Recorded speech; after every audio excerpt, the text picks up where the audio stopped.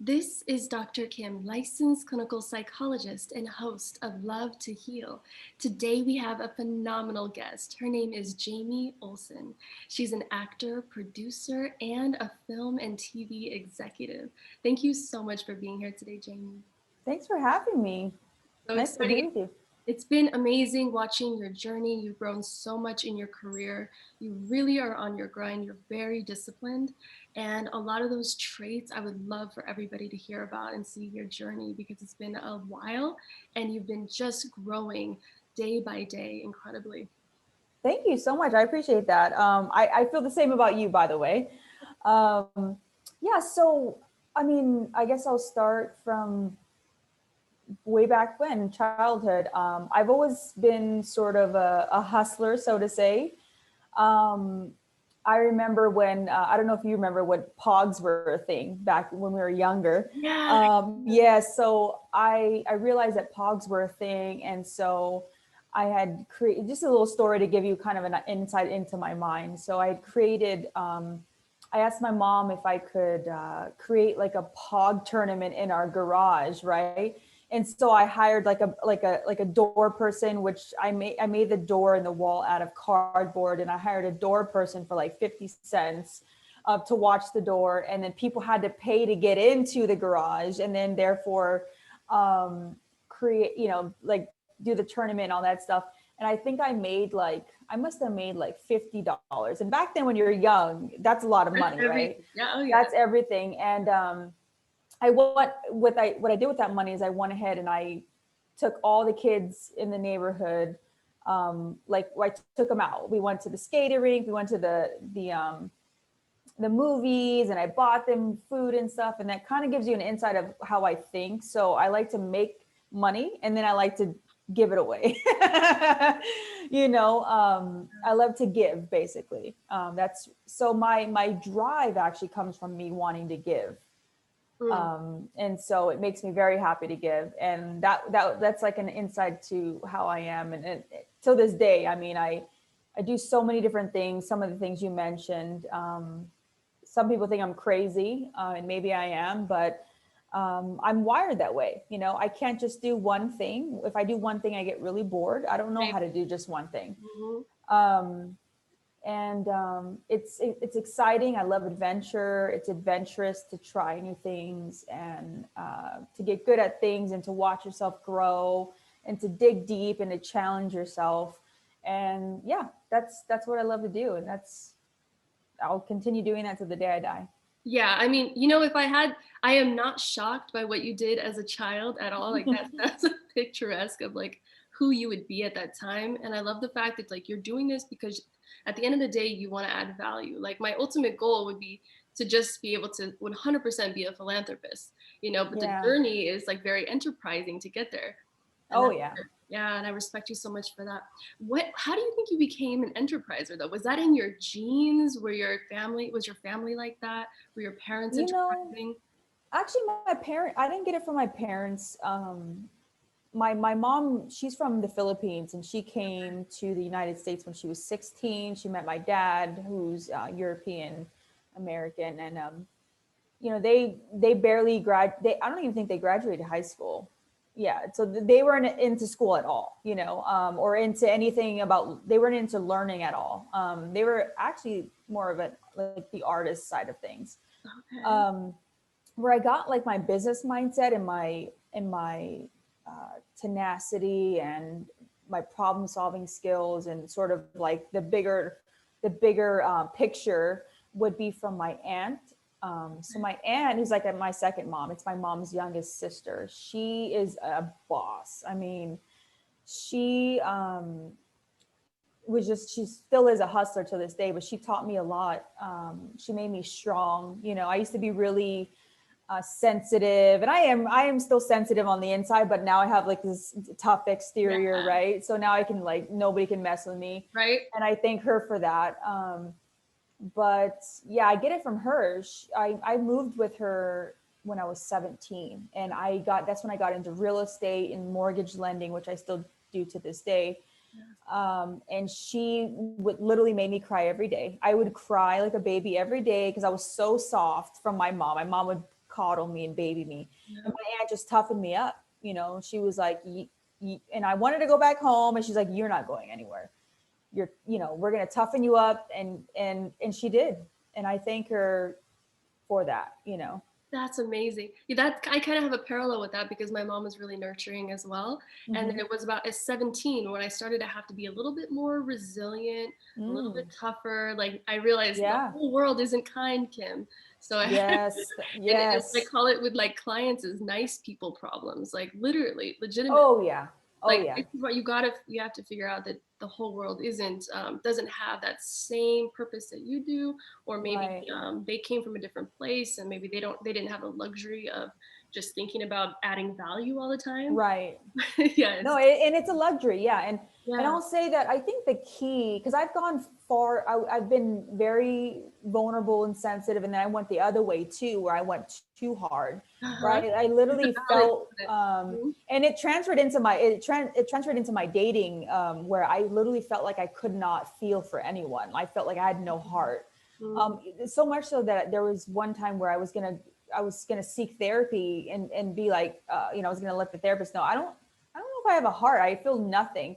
And Mhm. so I went too far to the extremes on both ends. But then I found myself somewhere in the middle where I love it, because it's like you don't want to be taken advantage of for being too kind. So you Yeah. want to have thick skin, and you want to be able to hold your own and stand your ground. Mhm. But also you don't want to be hardened, right? You still want to be sensitive and empathetic to others. And it's sort of the balance between those two is really ideal, I think. It is ideal, and it is typical. It's not atypical to actually go to the other extreme and feel like you Yeah. have your guard up like that. But that's key too, because a lot of people that are listening are dealing with dating, they're dealing with breakups. Oh So yeah. it's really key for them to understand it. It's funny because the ones that are having the most struggles with the breakups are the ones that were left or taken for granted. Typically, are either codependent or they end up Hmm. having like nice people problems, like we're talking about. So it's Yeah. really good for them to feel I that can see balance. that. Yeah, Yeah, you need that balance, just like you're talking about. absolutely. How much importance do you think you put on, and how much does your career do for you? Because a lot of times people will think that careers are superficial or that's just about money. For me, I feel like it's been so rewarding for me. It's been a positive distraction in a lot of ways. It's gotten Hmm. me through hard times. Like, what has it done for you as far as going so hard on your dreams? That's a great question. I'm glad you asked that. I don't think I've ever been asked that question. Career for me does a lot. I mean, I think it allows me to challenge myself. It allows me to see my weaknesses and my flaws, and thus be able to work on them, right? Mhm. It allows me to do things for others, which I love to do. It allows me to grow and learn, and I tend to throw myself out into the fire really quickly. Mhm. Like for example, in the film industry, I got into 3 years ago, and I've done some pretty cool things in the three Major thing. years. Guys, Yeah, yeah. we have to do a side note real quick. We're on set with Vivica Fox the other day, okay? She's Yeah. doing a major picture with what Crossed, that's coming out soon. Yeah, You that'll have come to out humble in a brag a couple little months. bit for them to know, because I know, but they don't. I appreciate that. Yeah, I appreciate that. And I have such high standards for myself. So I'm like, yeah, I haven't done anything. But, I Okay, understand that I I've get it. done, yeah, I understand that I've done some cool things. But the reason for that is the way I handle things. I throw myself out there and I learn as quickly as possible. Yeah. I don't want to take like the long road. I am here for the long haul. I just don't want to take the long road, so to say. Yeah, that makes sense. Yeah. So, in my career, it's allowed me to learn more about myself, to learn about others. I learned a ton about others. I love psychology. I love understanding why people do the things that they do, or what made them who they are. I look at patterns in people, and I can almost spot, okay, there's only so many patterns, right? People have the same sort of patterns, Yeah, and that's you true. can almost pinpoint, okay, it probably came from this, or this probably happened to them. And then you know how to handle them, because now Handle you it. know what you're working with. You know what I mean? You know how to work around And it's really helped me to become a better people person and deal with people more.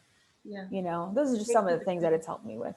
Yeah, we call it attunement. So once you've been around Okay. so many patterns of behavior, you're much more attuned, which I would imagine makes you an excellent actor.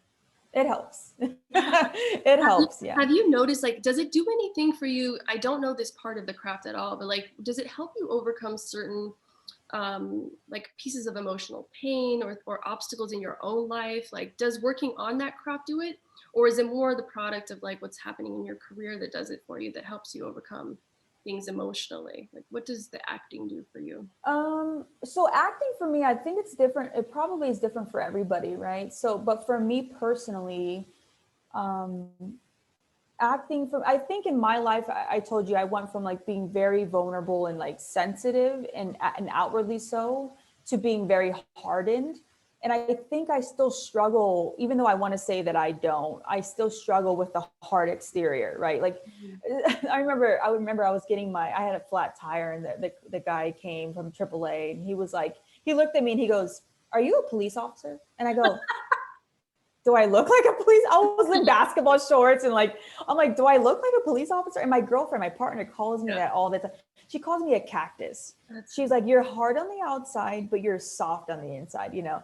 And so, I'm like, okay, I'm working on it. And so acting for me allows me to sort of give myself an okay to become different people, to mm, be over the top, to be overly emotional, because I'm so reserved in real life. You know what I mean? So it allows me to go to these places and to go deep into my emotions and cry on the spot, where normally I'm just so calm in real mhm, life all the time, mhm, like always just calm, you know? And so, you know, acting for me brings out like the chaos, I guess, the chaos and all the fun artsy stuff that a lot of people basically show every day. I'm not one of those people. yeah, I think there's definitely a commonality between us as far as like wanting that control over the situation. And I think part of that is like reading the room, like having to Yeah. read the room. And that's part of like having a good heart too, is like, Yeah. if you have that sensitivity, you need to read the room because Oh, for sure. that's self-protective. So that can Right. like you have your guard up, but really you're just reading the room or you're waiting it out to see what can be. But if you're acting, that makes a lot of sense because then what feels like chaos is actually just expressive or emotional. Yes. Yeah, but Yes. I would use the same terminology. I would say chaotic because at that moment you don't feel Right. in control. But it's Right. almost like Right. controlled chaos, how you and I see Yes. it. Yes. And So that's you get it. You oh, I absolutely get it get it. Yeah. Yeah. completely, but I think the process is remarkable. Yeah. Yeah. So when people a lot of times ask what the ritual is, because let me tell you something, this woman is extremely disciplined. I have watched you through the years. I know what it takes to grind like you do. Mhm. And well, first, I'd actually like to ask you because a lot of times there'll be tens, if not hundreds, of no's in between successes, in between yeses. What Yeah. has it taken for you to get through those no's, and how do you reframe that? Yeah. So for me, I mean, so I come from in my after high school, I became a realtor and I went into sales. Basically, it's sales, you Yeah. know. And I did real estate. I did mortgage lending, which is also sales. I used to sell insurance. I did network marketing. I did a lot of things. Hmm. And within that, I learned how to deal with rejection. I learned that, you're going to get like 100 no's to one yes. And I learned how to manage myself in between that. And it's really, I think what really fuels me is I'm so focused on the bigger picture. Like I believe myself to be a visionary, meaning Hmm. meaning I can see things before I don't need to touch it or smell it Yeah. or physically see it. I can literally see it. And I'm so focused on that I don't give a, Hmm. what gets in my way Ooh, or who says what to me. I'm going after it, so and good. you either are on my team or get out of my way. You know what I'm saying? You're speaking my So language right now. yes, and I mean that with conviction. I Yeah. mean, it's like I'm so convicted that I am going to be successful. I'm like, I don't care if you're my mom, or my aunt or my partner, Yeah. you're either with me or not, and Yeah. get out of my way if you're not, in a nice way, right? Of course. Of um course. and you have to have that conviction, and with that conviction, it doesn't matter how I get there, because what one thing I learned in life is how you think things are going to go never go that way. They always turn out differently, right? You never know the exact plan that's going to happen. It's always changing. Yeah. And so therefore, I don't really care how I get there. All I know is I'm going to keep moving forward. Mhm. I'm going to keep moving forward, and I'm going to keep moving forward. And that's really what fuels me is you know, knowing what I'm capable of. And if Mhm. I'm not capable of that, I'm going to make sure that I am along the way. I mean, I'm going to learn what I need to learn. I'm going to meet who I need to meet. I'm going to do what I need to do to get there. And nothing's going to stop me.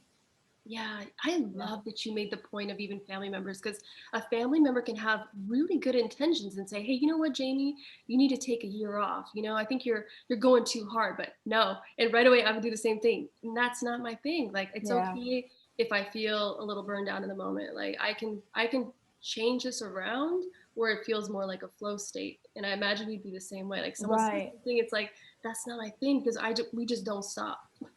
It's not Yeah. stimulating, Yeah. it's understimulating to Yeah, exactly. And it's I've actually been told that. Like my older sister, I know she loves me obviously, and she's like, Jamie, like, aren't you tired? I mean, mm, you're constantly going, you're constantly doing this and that. I'm like, I'm excited. I mean, yeah, yeah, I'm tired, but I don't give a shit. Like, I'll yeah, just go, I'll yeah, sleep and I'll wake up, and yeah, I'm excited about life. I'm yeah. excited about my future. I'm excited about what I can do. One thing what I'm mostly worried about is being super old on my deathbed and being like, "Oh, I should have did this, I should have did that. I knew I was capable of that, but I didn't do it." Mhm, I'm scared of that mhm, more than me being tired. mhm. I don't I don't care about me being tired. Yeah, I remember thinking, like, if I hit a certain age, like whatever age I hit, if it's like 50, 60, whatever it is, I knew that looking back, as long as I hit my goals, you're going to be that age anyway. Yeah, So you yeah, might as well be going toward whatever the dream is, as unattainable as it might feel. Because at that exactly. age, at least you knew you went for it, and you're going to be closer to it. I know, Right. because we've been around people in Hollywood, we've been around CEOs, we've been around people that are successful. I think you invest a lot in self-development. I've Yeah, invested a lot in that. So we know enough to know that 10 years, 20 years, whatever it takes, if you don't quit, you're going to see some damn results. That's just absolutely. the way that That it is goes. so true. Yeah, it's just time. A lot of times, it's just time. It's Yeah, like you're doing all the right things. It's just you need a little bit more time. yeah, that's true. So, That's true. And you're not going to be a fit for everything or everyone.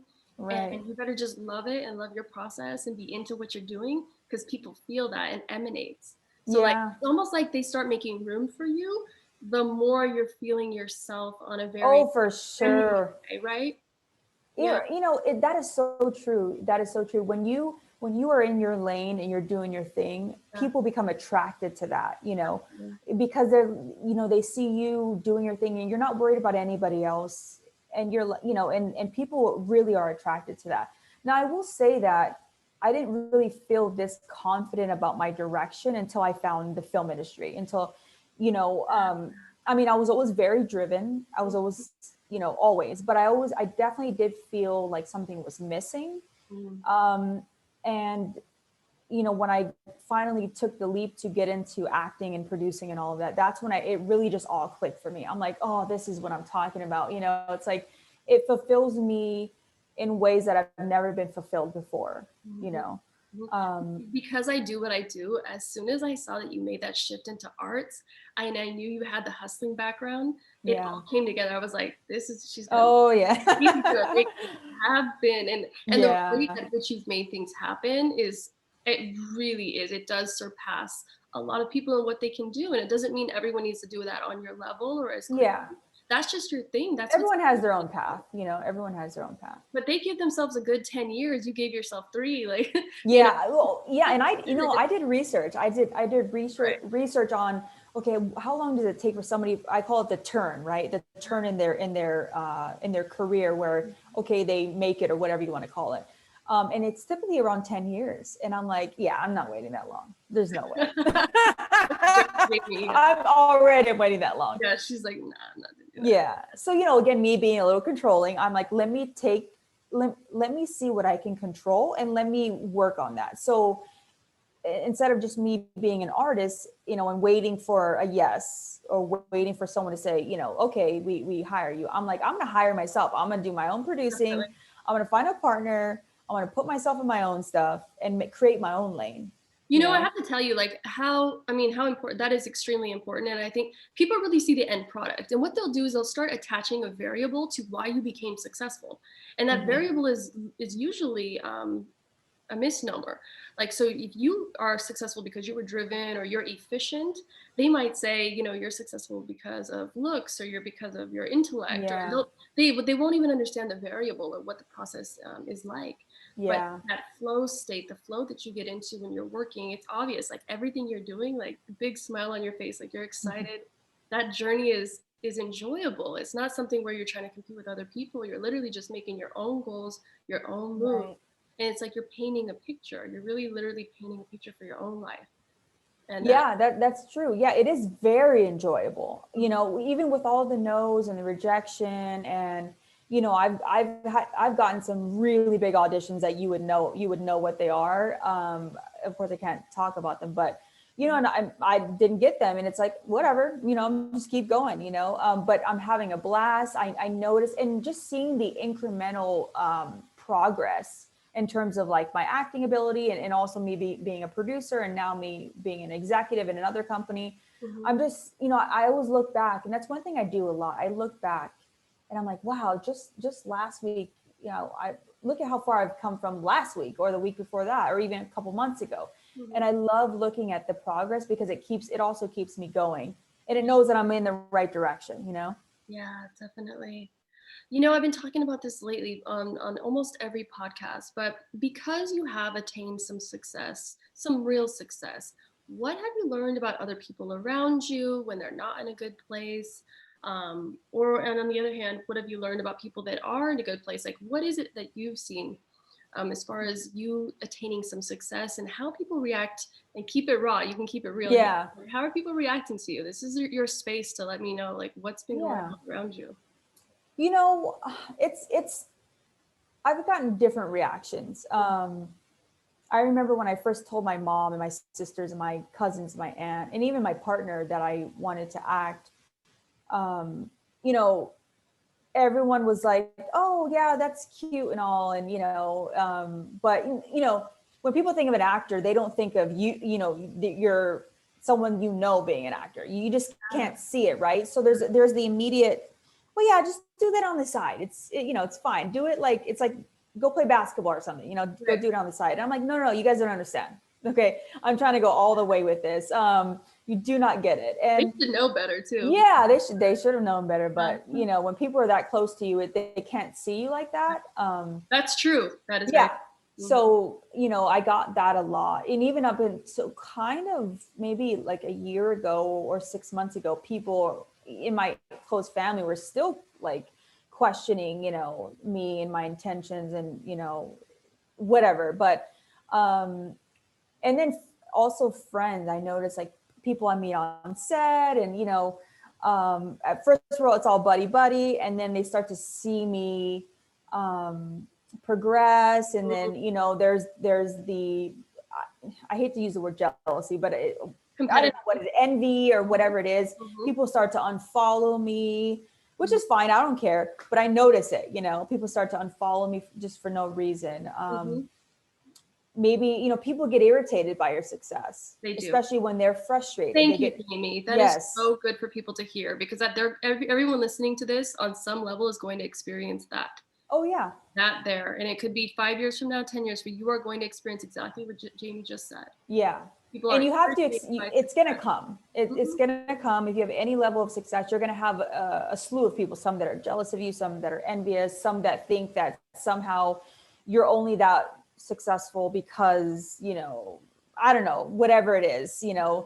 you have cool hair or whatever it is that they come up The in their variable, mind, yeah, they the always think about variable, the variable, yeah. the variable. Way off. And then, on the other side of it, there's people that are excited for you. They're genuinely, you know, they're excited for you. They care about you.